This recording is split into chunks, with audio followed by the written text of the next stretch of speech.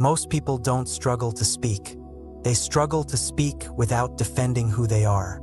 That's the tension. It's not communication that's hard. It's the identity underneath it. You explain too much. You soften your point before you even make it. You add disclaimers. You justify your tone. You overclarify your intention. You say sorry when nothing requires apology. Or you do the opposite. You harden. You sharpen your words. You escalate. You dominate the conversation to prevent being questioned. Both patterns come from the same place. Protection. Protection of image. Protection of identity. Season 10 is about participating without becoming. And your voice is one of the clearest places identity tries to rebuild itself. Because when you speak, you're visible. When you speak, you're evaluated. When you speak, you're exposed. So the nervous system wants to guard something. But what exactly are you guarding? Let's slow this down. Someone asks you a direct question. Immediately, your mind starts scanning. How will this sound? Will they misunderstand me? Will this make me look ignorant? Will they think I'm harsh? Will they think I'm weak? Before you even answer, you're adjusting your identity. That's defensive speaking. Defensive speaking isn't always aggressive. Often, it's subtle. It sounds like, I might be wrong, but just to clarify, I don't mean this in a bad way. No offense, but sometimes those phrases are appropriate, but often they're armor. You're preemptively shielding yourself from reaction. And when you do that repeatedly, your voice loses clarity. It becomes padded, over-explained, uncertain. Or, on the other side, you might speak with sharp certainty to avoid vulnerability. You cut off questions. You speak over people. You correct immediately. You assert strongly so no one can challenge you. That's armor too, just louder. Speaking clearly without defending yourself means you say what's true. You say what's needed. You say it cleanly, and then you let it land. You don't control how it's received. You don't micromanage their reaction. You don't spiral after. You don't over-justify. You don't over-apologize. You speak. You stay. You breathe. That's strength.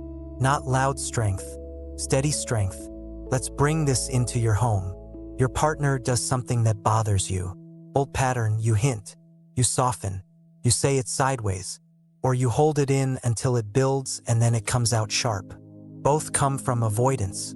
Participation-based speaking says, when that happens, I feel frustrated. That doesn't work for me. I need this to change. Clear. Simple. No character attack. No drama. No lecture. And when they respond, you listen. You don't immediately defend.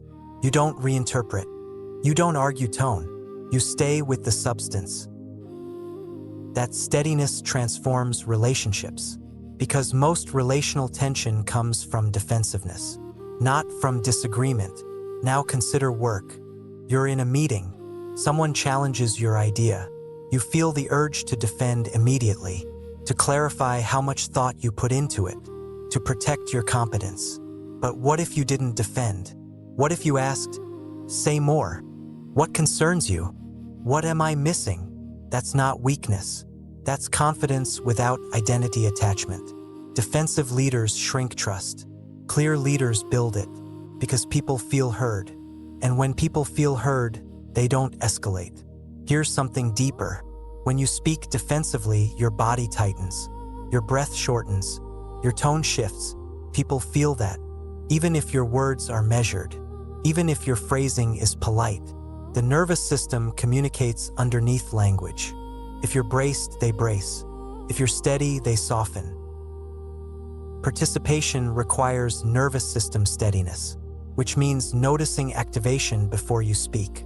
One breath, one pause, then speak. That tiny gap changes tone entirely. There's also the fear of being misunderstood. This one runs deep. You want to be seen accurately. You want your intentions recognized. So when someone misinterprets you, you scramble to fix it. But here's the uncomfortable truth. You cannot control interpretation. You can clarify. You can explain once, maybe twice.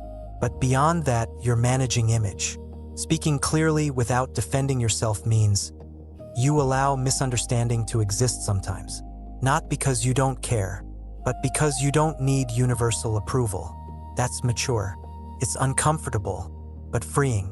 Let's talk about apologies. Some people over-apologize. Sorry, sorry, sorry, for speaking, for taking space, for setting boundaries. That's defensive. It signals insecurity about presence. Other people under-apologize.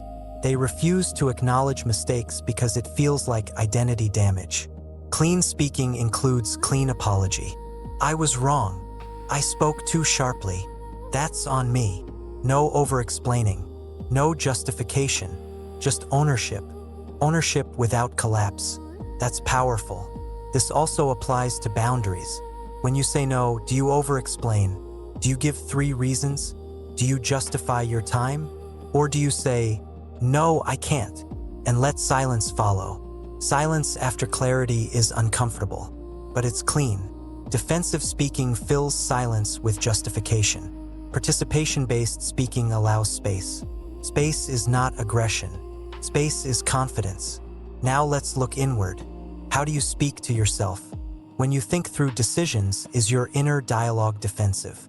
Are you constantly arguing with imagined critics? Are you rehearsing conversations that haven't happened? That's identity protection in your own mind. Participation means reducing internal debate. You decide, you act, you adjust if necessary. You don't endlessly defend yourself internally. That mental quiet builds clarity. There's a difference between explaining and defending. Explaining is offering information. Defending is protecting image. The body feels the difference. If your explanation feels urgent, pressured, or emotionally charged, you're likely defending. If it feels steady and measured, you're explaining. This is subtle work, but it changes how you move in every relationship. Let's talk about strong personalities. If you naturally speak directly, you may think this doesn't apply to you, but directness can hide defensiveness too. Sharp tone, fast response, cutting interruption, all can be preemptive strikes against perceived threat. Clean directness doesn't rush. It doesn't escalate. It doesn't need to dominate. It states clearly and waits. That waiting is strength.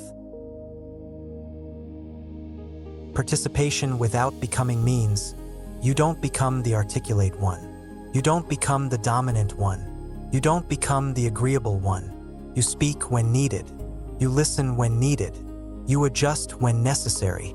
But you don't protect image through language. Language becomes functional, not performative. Here's your challenge this week. Notice one conversation where you feel slightly defensive. Pause. Breathe once before responding. Then remove one unnecessary sentence. Remove one justification. Remove one disclaimer. Say less, but say it clearly. Then watch what happens. Notice how your body feels. Notice how the other person responds. Notice how much energy you save when you're not managing perception. This season is layering something steady. Care without carrying. Conflict without identity. Building without becoming. Authority without armor. Discipline without self-punishment. Now speaking without defending. Strong spine. Soft ego. Clear voice. No armor. Next episode, we'll explore love without ownership. Because intimacy is where identity hides most quietly. If this episode resonated, share it with someone who struggles to speak clearly. And if you're ready to use your voice without protecting image, stay here. Season 10 continues.